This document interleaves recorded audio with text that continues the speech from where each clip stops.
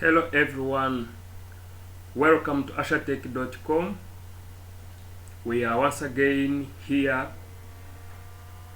In this lecture, we are going to discuss the application of Poisson's ratio to a two-dimensional stress system. Now, to begin with, let us consider a two-dimensional stress system in which all the stresses lie within one plane, such as the XY plane.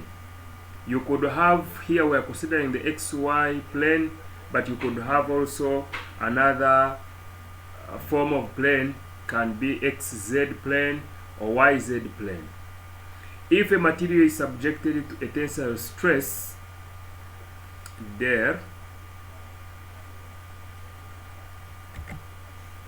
actually let it be sigma, like we have already said, for purposes of consistency. If a material is subjected to tensile stress sigma on one axis, producing a strain sigma out of Young's modulus, and hence an extension on that axis, it will be subjected simultaneously to a lateral strain of V times stress out of Young's modulus on any axis at right angles. This lateral strain will be compressive and will result in a compression or reduction of length on this axis. Now, if we consider therefore an element of material subjected to the two stresses at right angles to each other, and let both stresses, let these stresses del X and del Y be considered to be tensile.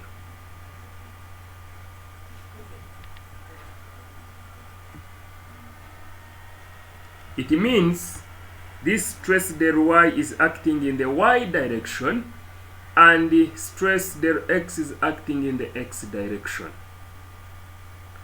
The following strains will therefore be produced. In the X direction, we shall have a strain in the X direction resulting from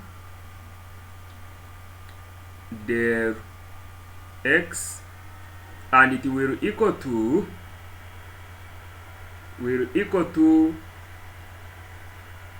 del X out of Young's modulus of elasticity.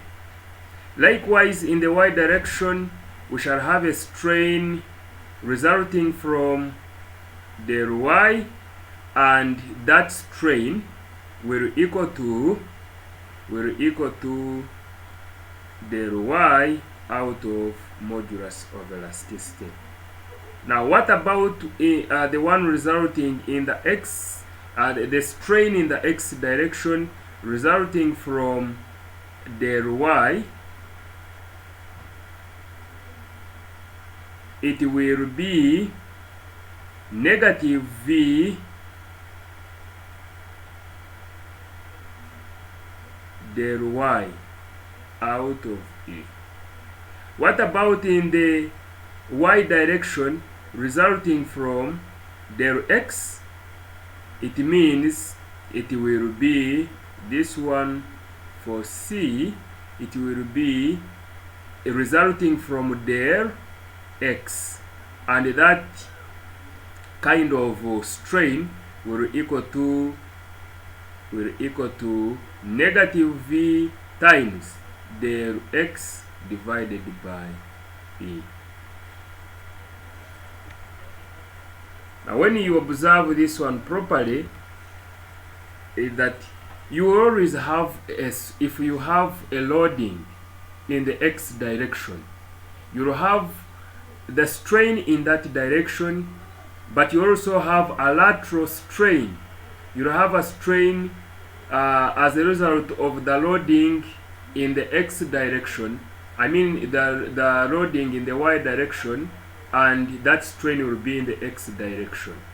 Therefore, That's why we are saying that the strain in the x direction resulting from the stress in the y direction is equal to negative v del y divided by Young's modulus, and the one in the direction, the strain in the y direction resulting from del x is equal to negative v times del x divided by modulus of elasticity. So strains in C and D, actually this is D, strains C and D being the so-called Poisson's ratio strain. They are opposite in sign to the applied strains. In other words, they are compressive. The total strain in the x direction, therefore, will be given by, we have said that strain in the x direction will equal to the strain resulting from del x, will equal to strain resulting from del x, which is del x out of Young's modulus, then plus, plus the strain resulting from del y, the strain in the x direction resulting from del y, and this will be negative v times del y out of e. This will be 1 out of e into, if I factorize 1 out of e out, then it will be del x minus v del y. As simple as that. If I call that equation 1,